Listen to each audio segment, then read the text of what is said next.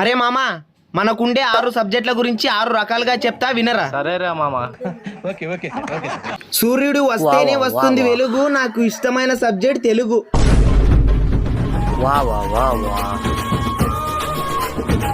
రాత్రిపూట కనిపిస్తాయి చుక్కలు, ఈ జన్మలో పాస్ గాను నేను లెక్కలు.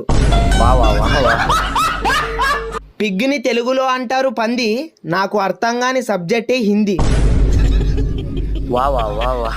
వర్షంని హిందీలో అంటారు బారిషు, గ్రామర్ రాసినా పాస్ అవుతాం ఇంగ్లీషు. పొద్దున తిన్న దోశలు, కళ్ళు మూసుకొని రాసినా పాస్ అవుతాం సోషలు.